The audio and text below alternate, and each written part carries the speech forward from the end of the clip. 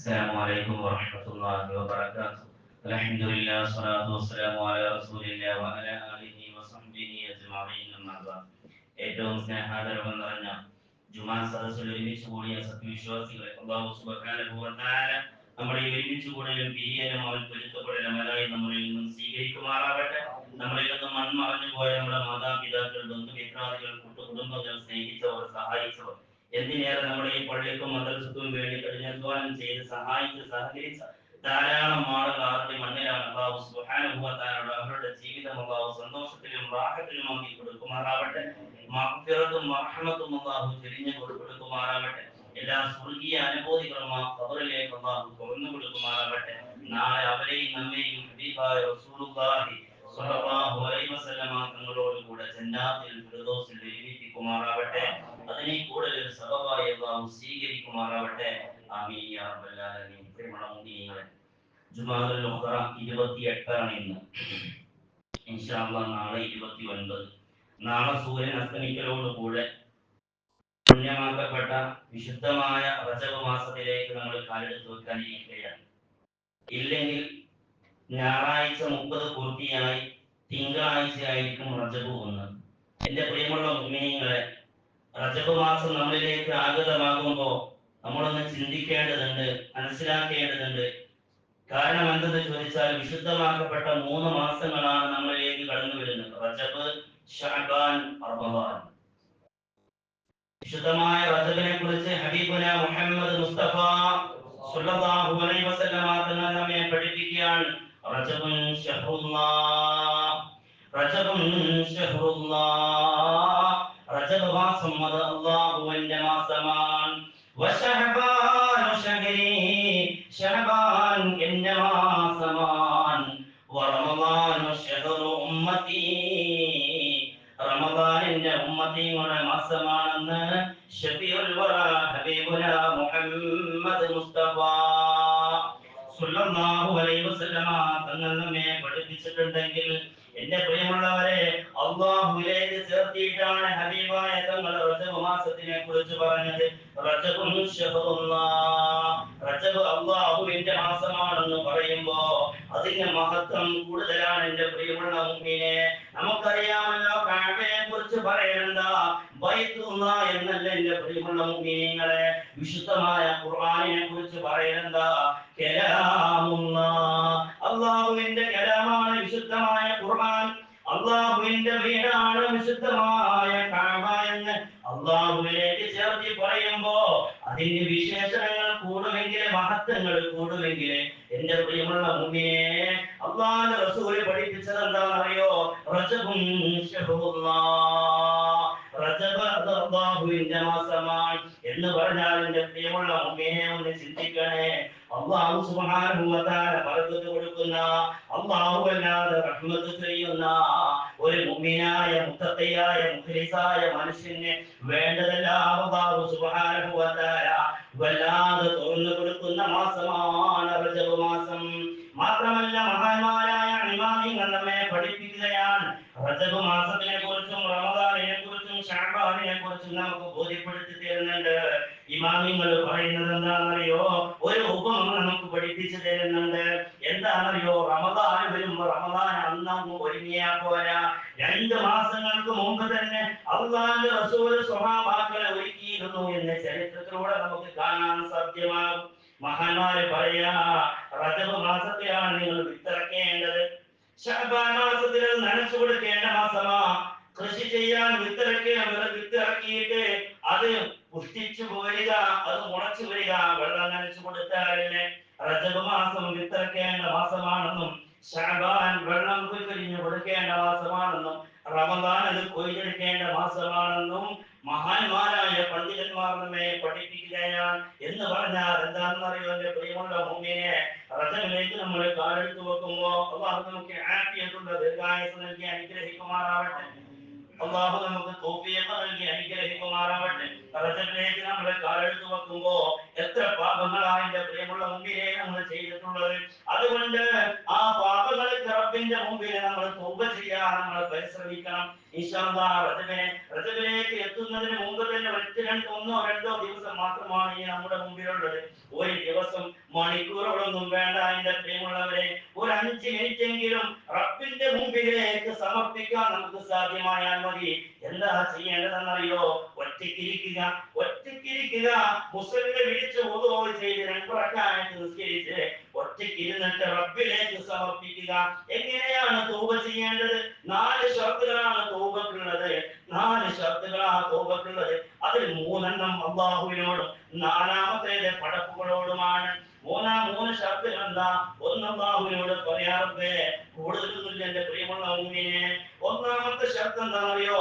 റബ്ബേ, ഞാൻ തെറ്റ് ചെയ്യൂല, തെറ്റിൽ നിന്ന് മാറി നിൽക്കുക. 2 ചെയ്ത തെറ്റിന്റെ മേൽ ഖേദിക്കുക. 3-മത് ഒരു ദൃഢനിശ്ചയം ചെയ്യുക, ഞാൻ ഇനി ആ തെറ്റ് ചെയ്യൂല റബ്ബേ, ഞാൻ ആ തെറ്റിലേക്ക് മടങ്ങൂല അല്ലാ എന്ന് റബ്ബിന്റെ മുമ്പിൽ നമ്മൾ സമർപ്പിക്കാൻ കഴിഞ്ഞാൽ ഇത് തന്നെയാണ് എന്റെ പ്രിയമുള്ള മുഅ്മിനേ തൗബ എന്ന് പറയുന്നത്. 4-മത്തെ ഷർത്ത് എന്താണെന്നറിയോ? അടിമകളുമായിട്ടാണ് ഉടമയുമായിട്ടുള്ള 3 ഷർത്തുകളാണ്. 4-മത്തെ ഷർത്ത് നമ്മുടെ ബന്ധങ്ങളിലാണ്. ഏതെങ്കിലും വ്യക്തിയെ കുറിച്ച് നമ്മൾ എന്തെങ്കിലും പറഞ്ഞിട്ടുണ്ടെങ്കിൽ അവരോട് പോയിട്ട് പൊരുത്തപ്പെടിച്ച് അവരോട് പോയിട്ട് കാര്യങ്ങൾ പറഞ്ഞിട്ട് ആ കാര്യങ്ങൾ നിർവഹിക്കുക. എന്നിട്ട് എന്റെ പ്രിയമുള്ള മുഅ്മിനേ, ഈ 4 കാര്യങ്ങൾ ചെയ്തിട്ട് ഒരു 100 തവണയെങ്കിലും ഇസ്തിഗ്ഫാർ ചൊല്ലിയിട്ട് റബ്ബിലേക്ക് അങ്ങ് സമർപ്പിച്ചിട്ട് കണ്ണുനീര് റബ്ബിന്റെ അല്ലാഹുവിന്റെ പൊരുത്തത്തിന് വേണ്ടിയിട്ട് ചെയ്ത തെറ്റിന്റെ മേൽ ഒരാൾ കരഞ്ഞാൽ എന്റെ പ്രിയമുള്ള മുഅ്മിനേ, ഹബീബായ തങ്ങൾ പറയാ, ആ കണ്ണുനീര് വീണ ഭാഗം നരകം സ്പർശിക്കൂല എന്ന് ഹബീബുനാ മുഹമ്മദ് മുസ്തഫ സ്വല്ലല്ലാഹു അലൈഹി വസല്ലം നമ്മെ പഠിപ്പിക്കാൻ. എത്ര കണ്ണുനീരാണ് നമ്മുടെ കണ്ണിൽ നിന്ന് ഒഴുകിയിട്ടുള്ളത് എന്തെല്ലാം കാര്യങ്ങൾക്ക് വേണ്ടിയിട്ട്. എന്നാൽ അല്ലാഹുവിന്റെ പൊരുത്തത്തിന് വേണ്ടി, അല്ലാഹുവിന്റെ നരകം ഹറാമാകാൻ വേണ്ടിയിട്ട് എന്റെ പ്രിയമുള്ളവരെ ചെയ്തു പോയ തെറ്റുകൾക്ക് വേണ്ടിയിട്ട് നമ്മൾ പശ്ചാത്താപിക്കണേ. അല്ലാഹു നമുക്ക് തൗഫീഖ് നൽകി അനുഗ്രഹിക്കുമാറാവട്ടെ. ഇങ്ങനെ നമ്മൾ ചെയ്താൽ എന്താ കിട്ടുന്ന ഗുണമെന്നറിയുമോ? ഒരു ഉമ്മ പ്രസവിച്ച കുട്ടിയുടെ ഹൃദയം എത്ര സംശുദ്ധമാകുമോ? ഒരു ഉമ്മ പ്രസവിച്ച കുട്ടിയുടെ ഹൃദയം എത്ര സംശുദ്ധമാകുമോ, ഇതുപോലെ ആ മുഅ്മിനിന്റെ ഹൃദയം സംശുദ്ധമാകുമെന്ന് ഹബീബുനാ മുഹമ്മദ് മുസ്തഫ സ്വല്ലല്ലാഹു അലൈഹി വസല്ലം നമ്മെ പഠിപ്പിക്കാൻ. മുത്തുനബി പറയുന്നുണ്ടല്ലോ, മനുഷ്യ, നിന്റെ രൂപത്തിലേക്കോ നിന്റെ ഭാവത്തിലേക്കോ നിന്റെ മുഖസൗന്ദര്യത്തിലേക്കോ ഒന്നുമല്ല അല്ലാഹു നോക്കുന്നത്, നിന്റെ ഹൃദയത്തിലേക്കാണെന്ന് ഹബീബുനാ മുഹമ്മദ് മുസ്തഫ സ്വല്ലല്ലാഹു അലൈഹി വസല്ലം നമ്മെ പഠിപ്പിക്കാൻ. അതുകൊണ്ട് എന്റെ പ്രിയമുള്ള മുഅ്മിനേ, നമ്മൾ ഒരുങ്ങണേ. അല്ലാഹു നമുക്ക് തൗഫീഖ് നൽകി അനുഗ്രഹിക്കുമാറാവട്ടെ. എന്നിട്ട് ചെയ്യേണ്ടതെന്നറിയോ? റജബിന്റെ 1-മത്തെ രാവിനെ വല്ലാത്ത പവിത്രതയുണ്ടെന്ന് ഹബീബുനാ മുഹമ്മദ് മുസ്തഫ സ്വല്ലല്ലാഹു അലൈഹി വസല്ലം തങ്ങൾ പറയാൻ. ആ രാവിലെ ഇരിക്കാൻ എന്റെ പ്രിയമുള്ള മുഅ്മിനേ, എന്നിട്ട് റബ്ബിനോട് ചോദിക്കുക, അല്ലാഹുമ്മ ബാരിക് ലനാ ഫീ റജബിൻ വശഅബാൻ വബല്ലിഗ്നാ ശഹ്റ റമളാൻ. ഹബീബായ തങ്ങൾ റജബ് പിറന്നു